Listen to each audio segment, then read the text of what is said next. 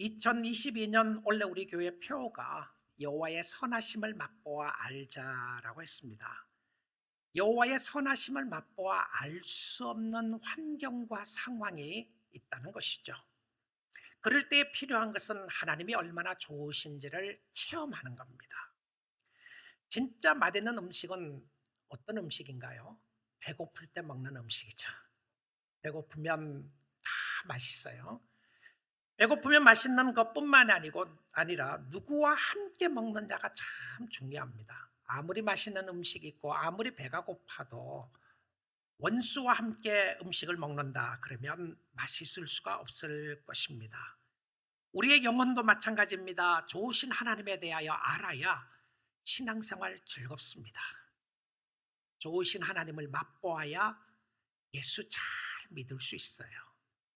하나님을 섬기는 참 기쁨과 은혜를 가지게 되는데, 환경과 상황이 어려울 때에 하나님을 경험하기에 좋은 시간입니다. 우리의 삶 속에 순풍의 돛을 다는 것처럼 아무 어려움이 없고 문제가 없으면 진짜 여호와 하나님이 좋은지를 잘 모를 때가 있는데, 근데 우리가 힘들고 어려운 상황을 통해서 하나님을 경험하게 되면 하나님이 얼마나 좋으신 것인가를 깨닫게 되고 알게 된다는 사실입니다. 우리 사랑하는 성도 여러분, 여러분은 언제 하나님의 좋으심에 대해서 의심하시나요? 진짜 하나님이 좋으신 하나님이신가? Is God good to me? 진짜 하나님은 나에게 좋으신 하나님인가? 여러분, 진짜 하나님이 나에게 좋으신 하나님이신가 의심하게 될 때가 어떤 때이죠? 기도 안 들어주실 때요? 하나님, 내가 지금 몇 년 동안이나 기도하는데, 아니 몇십 년 기도하는데 왜 안 들어주시죠? 혹시 여러분은 하나님의 좋으심을 의심할 때에 여러분의 생각대로 안 될 때입니까? 문제를 볼 때인가요? 갑자기 어려움을 닥치게 되면서 힘드십니까? 마음의 고통이 있을 때입니까? 육신의 병이 있을 때인가요? 가난할 때입니까? 이 가난을 좀 벗어나고 싶은데 가난을 벗어날 수 없어서 여호와 하나님이 좋다는 생각이 안 드시나요? 여러분, 생각대로 안 될 때 그렇습니까? 이걸 다르게 생각을 한다면, 여러분의 생각대로 여러분이 원하는 대로 기도가 잘 되면 하나님이 좋으신 하나님이신가요? 늘 그렇습니까? 우리는 하나님의 좋으심을 의심하게 되면 하나님에 대하여 섭섭하게 생각이 듭니다. 하나님 정말 섭섭해요. 섭섭하다고 하는 이 부분은 기대했던 대로 되지 않는다고 하는 이야기죠. 어떤 경우에는 그 기대가 큰 것이 아니라 작은 것일 수 있습니다. 하나님, 요거 하나 못 들어주세요. 내가 원하고 내가 기대하는 거 큰 것 아니지 않습니까? 작은 것인데 왜 안 들어주시나요? 최소한 기본은 해주셔야 되지 않겠습니까? 여러분이 어떤 상황과 어떤 형편에 있다고 할지라도 우리에게는 갑자기 닥치는 어려움들이 있습니다. 환난이 있고요, 문제가 있어요. 그래서 그것을 가지고 기도합니다. 하나님, 해결해 주시기를 원합니다. 응답해 주시기를 원합니다라고 오랫동안 기도를 하는데 응답이 없어요. 오히려 더 어려워지는 경우들도 있게 됩니다. 그러면 어떻게 하죠? 하나님에 대해서 삐지는 거죠. 하나님, 내가 삐졌습니다. 필립 얀스가 쓴 책 중에서요, 하나님, 당신께 실망했습니다 라고 하는 책이 있습니다. God, I am very disappointed at you. 내가 당신께 너무너무 실망했어요. 누가 하는 소리죠? 예수 믿는 사람이 하는 소리입니다. 그 책의 시작에 이렇게 시작을 해요. 하나님은 공평하신가라는 질문으로부터 시작합니다. Is God fair? 그렇지 않다는 거죠. 그리고는 이런 기록이 있습니다. 애써 하나님을 따르려고 했지만 인생은 산산조각 나고 말았다.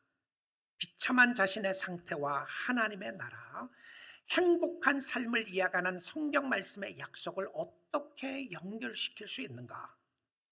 공개적으로 하나님을 부정했음에도 불구하고 사회적으로는 보란듯이 성공을 거두는 사람들에 대하여 어떻게 생각을 해야 하는가? 여기서부터 시작했습니다. 그럴 수 없습니다, 주님. 이해할 수 없습니다. 알 수 없습니다. 여러분, 이 땅에 살아나가는 모든 사람들이 묻는 질문 중에 하나가 왜 의인이 고난을 당하느냐라고 하는 질문입니다. 왜 악인은 형통한 것인가? 자신의 고난의 문제이죠. 여러분이 힘들고 어려움을 당할 때 하나님 당신이 어디 있습니까? Where are you, O God?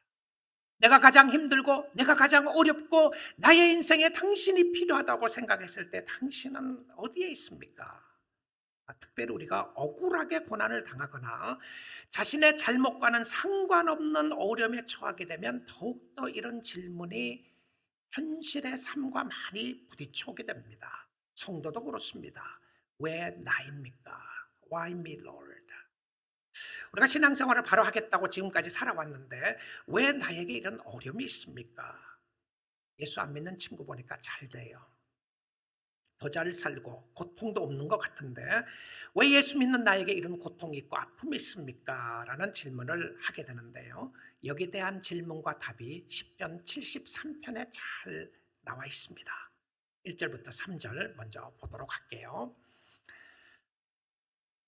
하나님이 참으로 이스라엘 중 마음이 정결한 자에게 선을 행하시나.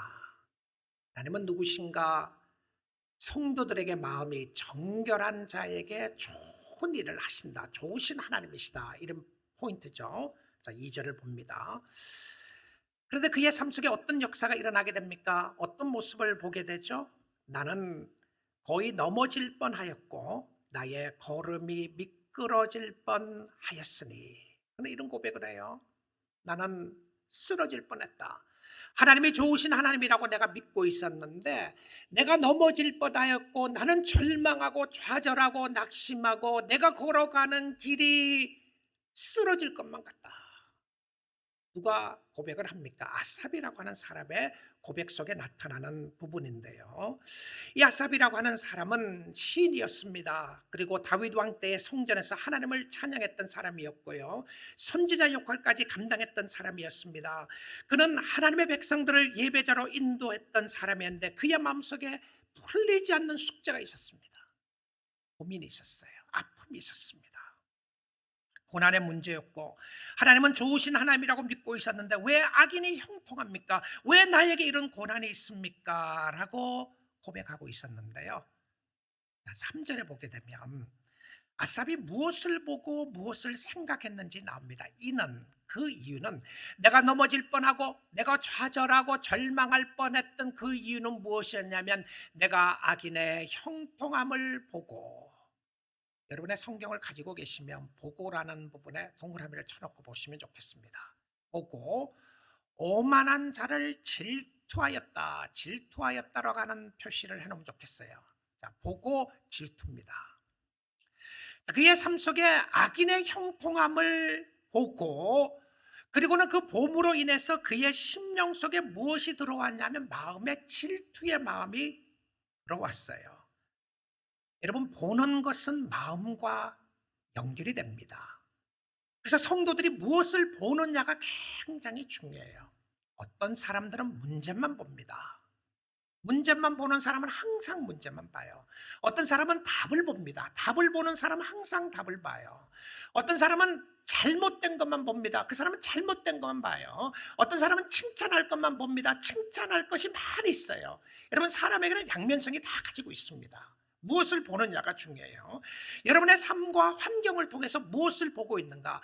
이 아삽이라고 하는 사람이 성전에 들어갔는데 하나님이 보이지 않았어요. 하나님이 보이지 않고 사람이 보인 거예요. 근데 그 사람이 누구였냐면 자기보다 잘 사는 사람이에요. 자기보다 잘 되는 사람이었어요. 근데 그 사람들이 악인이었단 말입니다.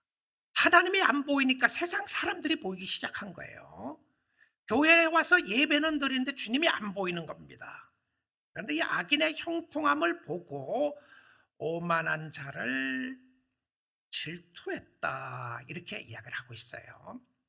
자, 보면서 마음속에 차고 들어왔던 것이 무엇이었냐면 자기의 심령 속에 치고 들어온 이슈가 무엇이었냐면 질투였습니다. 누구의 문제죠? 실질적으로 외부적인 문제가 아닙니다. 외부적인 문제는 그대로 가지고 있는데 외부적인 문제보다 더 무서웠던 것은 무엇이냐면 자기의 마음속에 치고 들어온 죄악의 문제였어요. 여러분, 우리는요, 환경과 상황을 통해서 내 마음속에 무엇이 들어오는가를 보아야 합니다. 그런데 보니까 세상의 일들이, 많은 일들이 해결되기 때문에 우리가 주님 믿지 않아요. 여러분 어떻습니까? 주님을 사랑하고 주님을 섬기는 사람들이 여전히 병석에 있습니다. 여전히 힘들고 어려운 가운데 있어요. 문제를 가지고 있어요. 그럼에도 그 문제 속에 주님을 보는 사람이 있는가 하면 그 문제만 보는 사람들이 있는 것이죠. 악의 세력이 참 강해요. 여러분이 어떻게 할 수 없는 환경과 상황이 있습니다. 전쟁터에서 정말 오늘 죽을지 내일 죽을지 모르는, 싸울 수밖에 없는 그 상황에 있는 사람들이 있고, 피난을 가면서 정말 괴로워하고 가슴 아파하는 사람들이 있을 수 있단 말입니다. 그런데 환경도 그렇지만 나의 마음속에 아픔이 크게 부딪혀올 때가 있습니다. 그리고는 16절 말씀 보겠습니다. 16절 말씀에 이렇게 이야기를 합니다. 내가 어쩌면 이를 알까 하여. 사람은 다 답을 찾습니다. 봤죠? 악인의 형통함을 봤습니다. 보았는데 악인의 형통함을 보니까 자기 마음속에 질투가 생겼어요. 그래서 질투가 생기는 마음을 자기가 해결하고 싶었어요. 이거 어떻게 해결하면 좋겠습니까? 어쩌면 이를 알까 하여 knowledge를 찾는 거죠. 지식을 찾습니다. 도대체 고난의 문제가 왜 일어나는가? 왜 나에게 이런 아픔이 있고 어려움이 있는가를 깊이 묵상하고 생각하고 또 생각해 보는데, 생각하면 할수록 어떻게 됩니까? 그것이 내게 심한 고통이 되었다니 가슴이 더 아픈 거예요. 여러분 그럴 때 있지 않습니까? 문제를 가지고 생각을 하고 하나님 그럴 수 없습니다. 그럴 수 없습니다. 왜 나에게 이런 어려움이 있고 우리 가정에 이런 어려움이 있고 나의 삶 속에 자녀들에게 여러 가지 질문을 하다가 이게 왜 그렇습니까? 왜 그렇습니까? 왜 그렇습니까? 아무리 생각해도 답이 없어요. 오히려 마음이 더 아파요. 이 부분이죠. 이해할 수 없고 화가 나기 시작합니다. 심한 고통이 있었다고 하는 것은 자기의 마음에 화가 나기 시작한 거죠. 그런데 그는 더 알고 싶어 했습니다. 알려고 하면 알려고 할수록 자기 자신이 너무 고통스러웠어요. 어떻게 이런 일들이 일어날 수 있습니까? 어떻게? 여러분 이해되지 않고 알 수 없는 일들이 우리의 주위에, 우리의 상황에 일어나게 되죠. 자신의 생각이나 자신의 관점, 세상적인 방법으로는 결코 우리가 우리의 문제를 해결할 수가 없어요. 특별히 성도들은 그렇습니다. 세상의 답은 세상에 있을지 몰라도 성도의 모든 문제의 답은 성경에 있어요. 믿습니까? 여러분에게 모든 문제의 답이요, 성경에 있어요. 하나님의 말씀 가운데 있단 말입니다. 이 말씀 속에서 하나님을 만나야 되는데 밑바닥을 치면서 떨어져 가는데 올라올 수 있는 모멘텀이 생기게 됩니다. 시프트가 일어나기 시작해요. 터닝 포인트가 일어나게 됩니다. 돌아올 수 있고 다시 방향을 바꿀 수 있는 패러다임이 바뀌는 역사가 있게 되는데 그것이 뭔지 압니까? 73편 17절입니다. 이것이 73편의 핵심적인 성경 구절 중에 하나입니다. 하나님의 성소에 들어갈 때에야 그들의 종말을 내가 깨달았나이다. 하나님의 성소에 들어갈 때야. 자, 그런데 지금 아삽이 어디 있습니까? 성전에 있어요. 근데 왜 성소라는 표현을 쓰죠? 아삽은 성전에 있었는데 성전에서 하나님을 못 만났어요. 그래서 성소라고 하는 표현을 씁니다. 교회에 왔는데 교회에서 하나님을 못 만나는 거예요. 예배 가운데 나와 있는데 주님을 만나지 못하고 또 가는 겁니다. 문제 해결이 하나도 해결되지 않아요. 왜 그렇습니까? 주님을 만나지 못하는 거예요. 자, 이 표현 속에서 아삽은 여호와의 성소에 들어가면서 하나님의 성전에 들어가서 하나님을 만나게 되는 것을 가르쳐주고 있어요. 우리의 인생의 모든 문제의 축은요, 터닝 포인트는 하나님을 만남으로부터 해결할 수 있음을 보여주고 있습니다. 아삽은 이 12절까지 보게 되면 12절까지는 they, 그들이라고 하는 표현을 계속 썼어요. 근데 그들의 문제가 내 문제가 됐어요. 실질적으로 아삽의 문제가 아니었거든요. 이 문제가요, 저 사람의 문제였어요. 악인의 형통함이 왜 자기인데 문제가 됐죠? 저 사람의 문제가 내 문제가 된 거예요. 여러분 교회도 보게 되면 다른 사람의 문제가 내 문제가 되는 사람들 있잖아요. 자기 문제 아니었어요. 근데 상대방의 문제가, 세상의 문제가 내 문제가 된 거예요. 내 문제가 되니까 they라고 하는 표현을 쓰다가 13절부터 17절에 보게 되면 I라고 하는 주어가 바뀌게 됩니다. 내가라고 바뀌게 돼요. 내가. 나의 잘못됨, 내가 주님 앞에 나가게 되는 내가 I라고 바뀌게 되다가 18절부터 28절에 보게 되면 주어가 you, 당신으로 바뀌게 됩니다.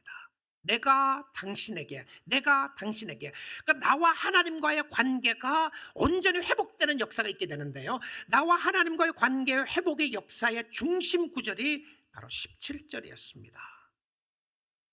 성소에서 하나님을 만나는 분으로 말미암아 바뀌어진 것이죠. 여러분, 주님을 만나셔야 합니다. 개인적으로, 인격적으로. 예배는 살아계신 하나님을 만나야 여러분의 삶 속의 문제를 해결할 수 있어요. 근데 성전에서 그가 깨달았다고 했는데요, 그가 깨닫게 된 것 몇 가지 오늘 말씀을 보도록 하겠습니다. 환경이 갑자기 변하지 않았어요. 저는 우리가 성도들이 잘 보아야 될 말씀 중에 하나가 이거라고 생각하는데요, 그의 관점과 생각이 주를 통해서 보는 것이 변했습니다. 내가 세상을 세상의 눈으로 보다가, 고난과 환난의 문제를 세상의 관점으로 보다가 이제 내가 보는 렌즈가 바뀐 거예요. 관점이 바뀌게 됐는데 그 관점이 중심에 누구 있냐면 하나님이 있었고 예수 그리스도가 있었던 것을 보게 됩니다. 그래서 그가 깨닫게 된 몇 가지가 있습니다. 첫째는요, 그가 깨닫게 된 것은 종말에 관한 것입니다. 종말에 관한 것이에요. 특별히 악인의 종말인데요, 18절부터 한번 말씀 보도록 하겠습니다. 주께서 참으로 그들을 미끄러운 곳에 두시며, 자기가 미끄러질 뻔했다고 그랬잖아요. 근데 보니까 자기가 아니에요. 자기가 미끄러지는 것이 아니라 실질적으로 미끄럼들에 둔 사람은 누구냐면 악인들이었어요. 그리고 그들을 파멸에 던지시니, 19절입니다. 그들이 어찌하여 그리 갑자기 황폐되었는가. 놀랄 정도로 그들은 전멸하나이다. 무엇을 봅니까? 끝을 본 거예요. 세상에 주를 알지 못하는 사람들이, 하나님을 거역하는 사람들이 잘 되는 것 같은 것이, 그것이 자기의 마음속에 너무나도 큰 문제가 됐는데 그들의 끝을 보니까 멸망이에요. 자기의 삶을 돌아보고 자기의 삶을 죽게 나아가는 모습을 보게 되는데요, 그리고는 20절 보겠습니다. 주여, 사람이 깬 후에는 꿈을 무시함 같이 주께서 깨신 후에는 그들의 형상을 멸시하시리다. 무엇이죠? 여러분, 인생은 꿈과 같다. 잠깐 보이다가 없어지는 안개와 같다. 이런 표현 쓰잖아요. 그가 이렇게 이야기하는 거예요. 꿈 꾼 것 같다. 꿈에서 잠깐 깨어보니까 주께서 그들을 다 없애는 모습들을 보게 됩니다. 여러분, 이해가 되십니까? 순간적인 것을 가지고, 세상의 것을 가지고 우리는 얼마나 영원한 것일 것처럼 절망하고 낙심하고 살 때가 많았습니까? 여러분, 이해가 되십니까? 세상이 여러분을 절망시킨다고 해서 믿음으로 떠나는 사람들이 얼마나 많이 있습니까? 여러분의 생각대로, 여러분의 계획대로 안 된다고 해서 믿음에서 떠나시겠습니까? 이럴 때일수록 여러분, 주님 붙잡아야 되지 않겠느냐는 말씀입니다. 주님 붙잡으세요. 주님 붙잡으셔야 합니다. 순간적인 것을 가지고 영원한 것을 비교하지 말라는 이야기입니다. 순간적인 것이 뭐죠? 이 땅에 있는 것이죠. 이 땅에 있는 건 다 순간적인 것입니다. 여러분이 그렇게 소중하게 생각하는 가족도 언젠가는 헤어지잖아요.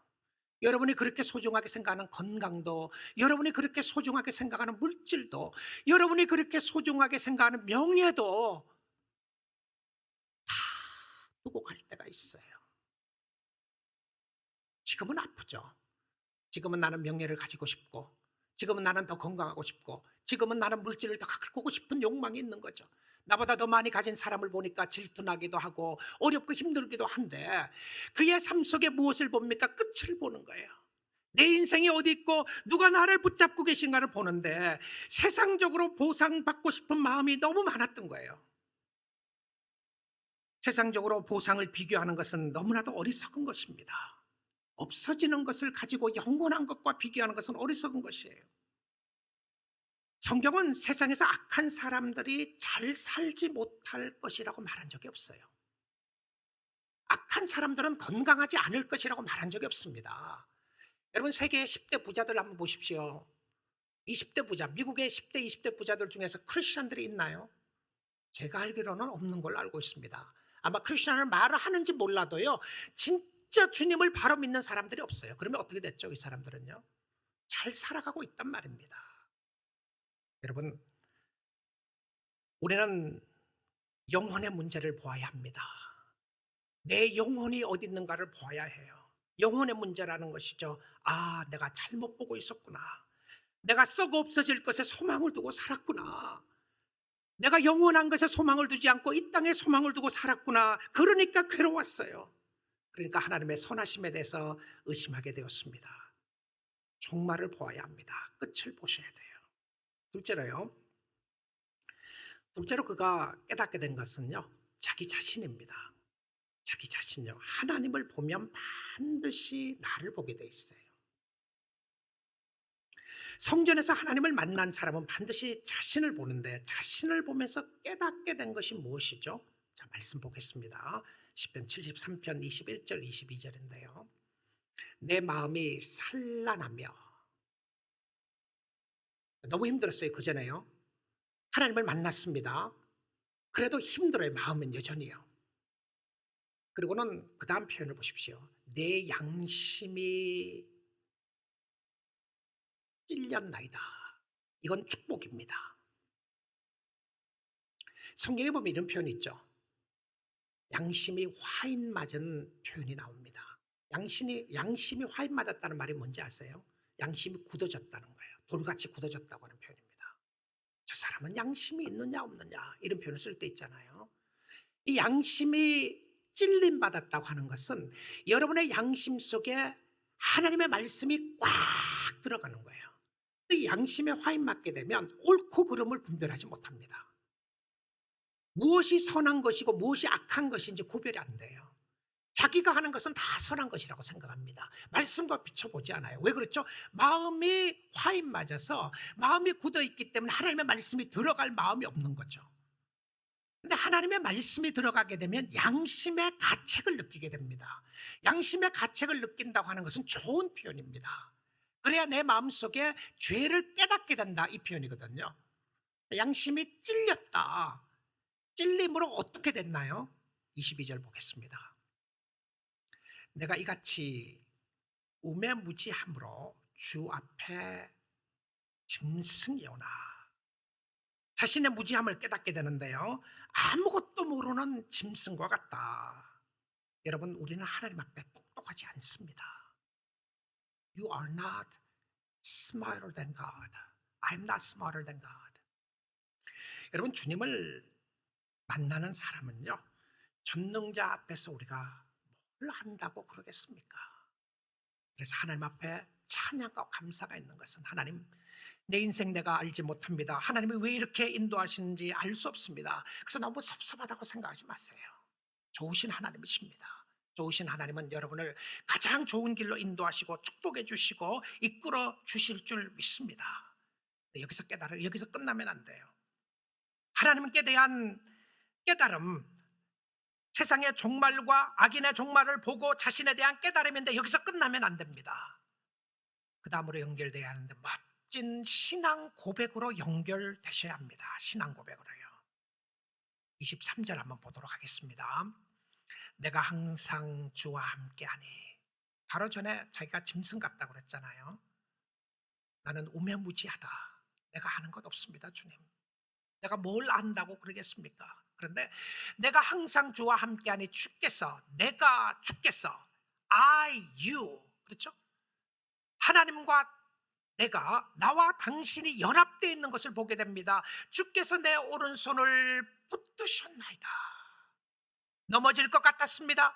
좌절할 것 같았습니다. 실망할 것 같았습니다. 도저히 일어날 수 없을 것 같은 어려움이 있었습니다. 그럴 수 없습니다라고 했는데 주님을 만나고 나니까 주님이 내 오른손을 꼭 붙잡고 있는 거예요. 오늘도 주님이 여러분의 손을 붙잡고 인도해 주실 줄 믿습니다. 그 주님의 손 붙잡으세요. 그 주님의 손 붙잡으세요. 주님이 항상 함께하고 여러분도 주님과 함께할 수 있기를 원합니다. 주님 외에는 나의 기쁨이 없습니다. 순간적인 쾌락을 쫓아갔던 나의 삶을, 순간적인 쾌락과 순간적인 안식을 찾아갔을 때에 나에게 왔던 것은 좌절과 절망밖에 없지만 이 시간 하나님을 바라보고 주님 앞에 나아갑니다. 멋진 고백이었습니다. 그리고는 24절부터 보겠습니다. 주의 교훈으로 나를 인도하시고 후에는 영광으로 나를 영접하시리니. 말씀으로 인도하시고 영광으로 영접하신다. 이 땅에 사는 동안에 이미 하나님을 만났던 아삽은 하나님이 어떻게 그를 인도하는지를 알고 있었습니다. 지금 이끌어 가시고 영접해 나갈 것을 알고 있었으면서 이렇게 고백을 합니다. 25절입니다. 하늘에는 주 외에 누가 내게 있으리요? 땅에서는 주밖에 내가 사모할 이 없나이다. 멋진 고백이죠. 하나님 당신입니다. 나의 영원하신 기업, 생명보다 귀합니다. 나의 기쁨, 나의 소망, 나의 생명 되신 주님. 내가 오늘도 주님을 붙잡고 주님을 의지하고 주님을 바라보며 주님 앞에 나가기를 원합니다. 그는 자신의 삶 속에 그에게 영원한 기업이 무엇이고 그에게 영원한 축복이 무엇인지를 알게 되었습니다. 그가 가지고 있었던 문제가 그의 생각대로 해결되지 않았어요. 그럼에도 불구하고 주님을 만났을 때 왔던 만족감과 평안함이 있었어요. 나의 가는 길 알 수 없고 이해할 수 없지만 나의 분명하고 확실하게 알 수 있는 것은 주님이 나의 주인이십니다. You are my Lord. 여러분 삶이 여러분의 방향대로 여러분의 생각대로 되지 않는다고 할지라도, 아니 되지 않을 때에 주님 경험하십시오. 주님 찬양하시고요. 하나님이 나의 삶의 주인이시고 하나님이 나의 삶 속에 생명이 되십니다. 세상의 가치관으로 신앙이 흔들리시나요? 세상의 가치관 때문에 신앙이 교만하십니까? 이제는 더 이상 세상이 그의 마음을 앗아가지 못했습니다. 그의 마음과 생각을 하나님 앞에 두었던 것이죠. 그러고 보니까 악인이 잘 되느냐 안 되느냐는 이슈가 하나도 아니었어요. 내가 하나님 앞에 바로 서느냐 안 서느냐가 이슈였습니다. 오늘 이 아침 시간에 여러분 자신을 주께 드리고 주님을 의지하고 주님을 바로 고백함으로 말미암아 주님이 채워주시는 세상적으로 알 수 없고 이해할 수 없는 예수 그리스도의 평강과 은혜와 축복이 여러분의 심령 속에 함께 할 수 있기를 주님의 이름으로 축복드립니다.